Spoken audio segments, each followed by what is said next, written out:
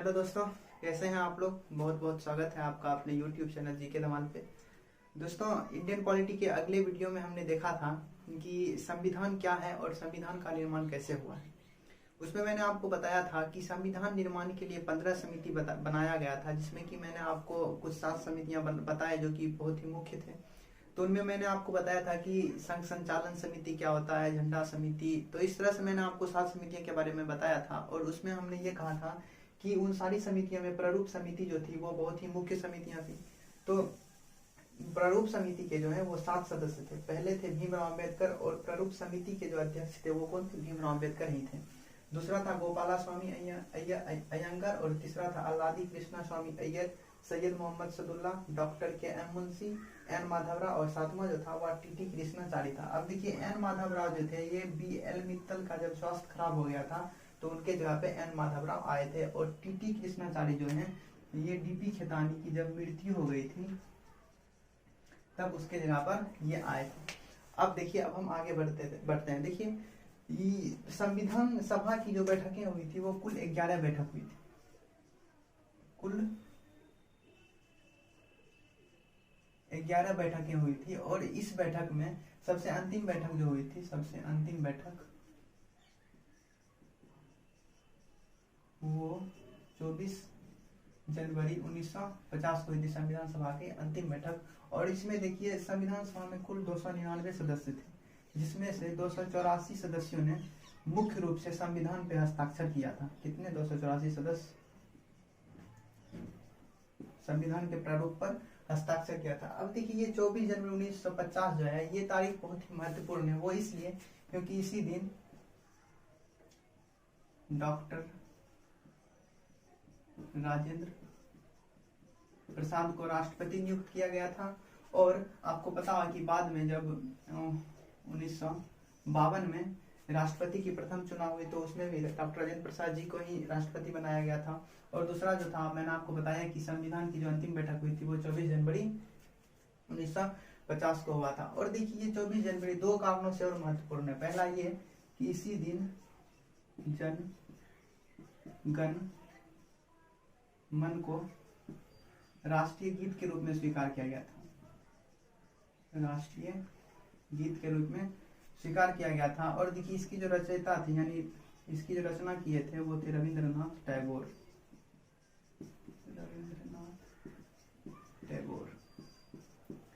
ये तत्वबोधिनी पत्रिका के 13वें पंक्ति से लिया गया है, 13वें पंक्ति से। और इसे 1911 में कलकत्ता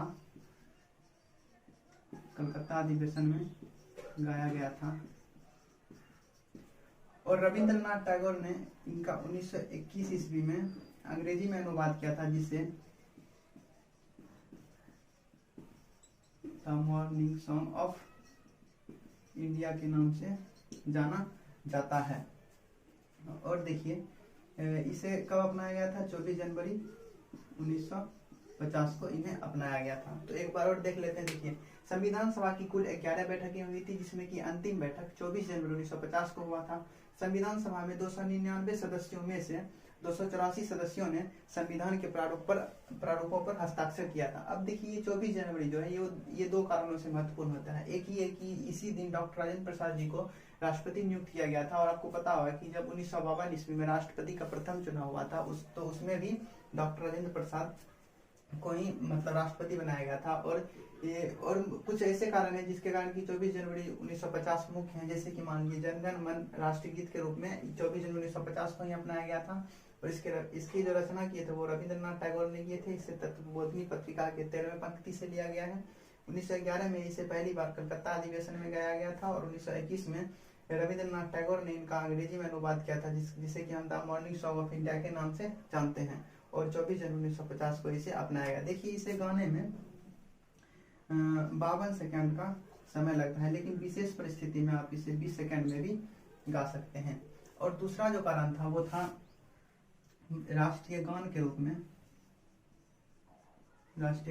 में वंदे मातरम को अपनाया। किसे? वंदे मातरम। देखिए, इसकी रचना बंकिम चंद्र चटर्जी ने किया था। बंकिम चंद्र चटर्जी, बंकिम चंद्र चटर्जी ने किए थे। और इसे आनंद मठ से लिया गया, आनंद मठ से लिया गया। इसे गाने में 65 सेकेंड लगता है। तो ये कुछ 24 जनवरी 1950 के जो डेट थे ये इन्हीं के कारण से मुख्य थी।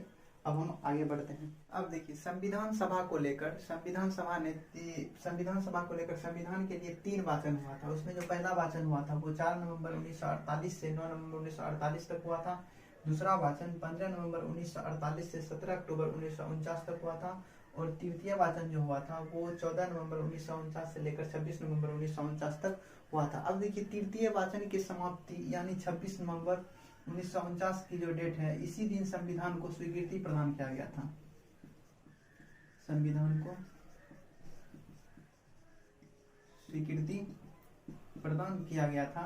इसमें कुछ प्रावधानों को लागू किया गया था, लेकिन 26 जनवरी 1950 को संविधान को पूर्ण रूप से लागू कर दिया गया। संविधान को पूर्ण रूप से लागू कर दिया गया था। कब? 26 जनवरी 1950 को। अब देखिए संविधान के निर्माण में मतलब समय जो लगा था, संविधान के निर्माण में लगा समय वो लगा था 2 वर्ष 11 महीना 18 दिन का समय लगा था। और संविधान के निर्माण में जो खर्च हुए थे वो 64 लाख रुपया खर्च हुआ था। और संविधान को 53,000 लोगों ने देखा था।